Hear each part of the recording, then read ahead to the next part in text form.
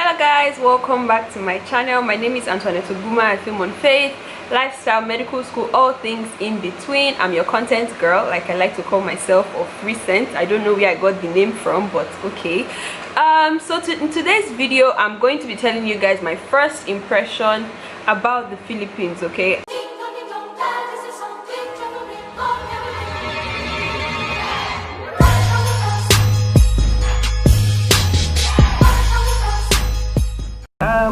Not been in this country before or never heard of the country really. I didn't really have any first impressions. In fact, when I watched Mara and Clara, the few times I got to watch Mara and Clara, it's not even few times, it was like I went to visit someone one day, and what was playing in their house was Mara and Clara. Now I didn't even know that there was a country called Philippines. It's not to insult or to bash the country, but I just didn't know that there was a country called the Philippines. Okay, so I heard of Mara and Clara, but I didn't know what country they were from, as a matter of fact.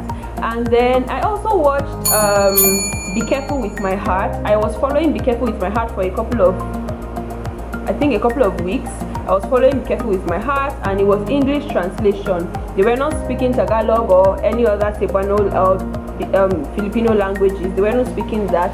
It was English lip sync. I don't know if that's what they call it, but it was English they were speaking. So I didn't really know it was Philippines, and I didn't take note of the details. So it was when I was coming here, I think that was when a friend told me, oh, Mara and Clara is Filipino movie. It's Philippine movie. That was what she said, because she didn't know they call them Filipinos.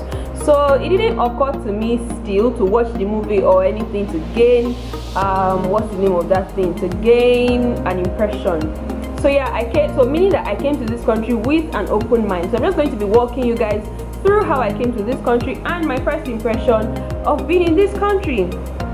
So first things first, when I came to this country, when we landed at the airport, my flight was a very long flight. Okay, so when we landed at the airport, Nino Aquino Airport, I think that's the name, in Manila, there was this woman who was our guide, and she helped us get a cab and stuff. That's a story for another day. She helped us get a cab, and so while we were on our way out of the airport, I saw a you know those TV screens, sorry if you heard that sound, those TV screens that are on the road.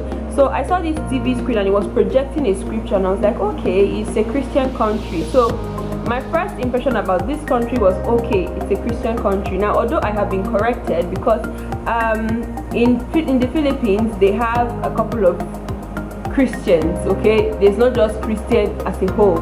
There is the I think born again Christians, the Catholic Christians, and I think some other Christians, but those are the two major ones, I think. So yeah, second one was Philippines is just like Nigeria. I came in the night, so based on infrastructural facilities, I did not think about Philippines and Nigeria being the same. But what I thought about as similar to Nigeria is the fact that I got scammed at the airport. That you don't pay up to 10,000 for a flight from Manila to Cebu. But because it was my first time in this country, they felt like maybe they had I don't know, they felt it was nice to basically scam somebody of about 36,000 pesos as at then, when it's not like I'm flying to another country from Cebu to Manila. So yeah, it was like, okay, so there's something my mom used to say. No, she's like, you've paid your mugu fee. Now, if you don't know what mugu fee is, mugu is like, you don't have sense. It's like jolly just come. I don't know how to explain it so that Filipinos or anybody that is not a Nigerian watching this can guess, but it's like, it's your first time in that place, so you do not really know how everything works there. So people feel like they can scam you. So it's your first time being there, so you've paid the fee for being a first timer, let me put it like that. So yeah, I got scammed at the airport. That was my second encounter that gave me the whole what's the word, I can't remember the word, first impression. Yeah, thank you. So the next one was that, Filipinos stare a lot. Okay, so you sit down maybe at the airport, at the mall, you are getting something, you know, you're walking on the road, and every single person is staring at you.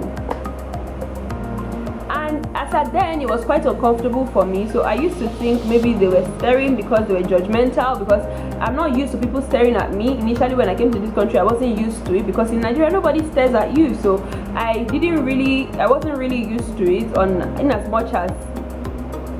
So when I came here, I got to understand that, oh, it's because they've not seen people of my color before, or they just get fascinated at seeing foreigners or something. I really still do not know, because I really haven't asked a Filipino why they stare a lot at foreigners. So if you're a Filipino watching this, you can help us in the comment section. Why do Filipinos stare at foreigners? Am I right to say it's because they have seen, okay, maybe they're just fascinated? Is that the reason? Help us in the comment section. So yeah, the next one is Filipinos are not crazy about respect. So when I came to this country, I went to the school office and I was like, good afternoon, ma. And the person that was standing beside me was like, no, you don't say good afternoon, ma, here. You say hi, ma'am. And I'm like, wow, you can say hi to the woman at the school office and she will answer you. So yeah, that was my third or fourth impression. I've lost count. So the next one is Filipinos are friendly. So Filipinos are friendly. They, want to chat with you and everything. If you've watched the video I did about difference between Nigerians and Filipinos, I said something about taxi drivers, bike men, and everybody. They are asking you questions. Oh, what's your name? Where are you from? Do you know this person? Oh, my granddaughter is from Africa. My granddaughter, my son married my mom. Let me tell you guys how the gist goes. So I sit in the taxi and they're like, hi. I say hi. They're like, where are you going? I say, I'm going to so XYZ place. And they're like, okay. And the next thing they say is, where are you from? I say, I'm from Nigeria. And they go, oh, my daughter, she give birth Nigeria baby. I'm like, what? How does that concern me, really? How does it concern me that your son or your daughter gave birth to a Nigerian child? But fine, it is fascinating, it is good to know, and yes, but we pass, okay? So yeah, the next one is there is racism, okay? So that was one of my first impressions about this country. Getting into a jeepney and you see people close their nose like this. Yeah, like they literally do that. It's not everybody, but people do that. In fact, I have stopped noticing it because I don't even pay attention to that anymore. And even now that there's COVID, everybody wears masks, so you don't have to cover your nose again, because I'm gonna smell in your nose if that's what you think. Another one that Filipinos actually do is when, like, Filipinos in my school, for example, because foreigners and Filipinos were in different batches as of when the school was on ground. You would see Filipinos, when it's time for them to use the classroom that we just used, they would walk into the room and they would start opening all the windows and they would be behaving like the foreigners that were in the class were smelling. Now, I will tell you the truth if the class was actually smelling, because yes, there are some times that, okay, a couple of people do not care about their personal hygiene. They make the class smell, but it's not every time. But for every single time, in fact, the class doesn't even smell, because the amount of people that are not smelling are greater than the amount of people that are smelling. So they come into the class and they're opening the windows and acting like, oh, everybody's smelling and stuff like that. So it's quite uncomfortable. As of January this year, it was still being done, so it's not something that I would say, okay, it just happened a couple of times. It happens, okay? So yeah, another one is Filipinos are very inquisitive about how other countries live, like how people live in their various countries. So they ask you questions like, I think I got a question one time from a cab driver who was asking me, are there cabs like this in your country? And I was like, oh no, but we have our own kind of cabs. It's not white cabs like here, but every city in Nigeria kind of has their color of their taxis. So yeah, you get a lot of people that ask you questions, a lot of people that are just inquisitive. They just want to know about your nationality. They just want to know, about where you're from, how you do things where you're from. So yeah, that's basically it. Those were my first impressions. I can't really remember any other one I got, but it was just like the highlights of the impressions I got. I don't think there's anyone that will be more than this, because I kind of remember everything. So yeah, Thank you so much for watching. If you've not subscribed at this point, please click on that subscribe button. Help me get to 2,000 subscribers by the end of December, meaning December 31st. I want to be over 2,000, if not exactly at 2,000. So thank you so much for watching, guys. I'll see you in my next video.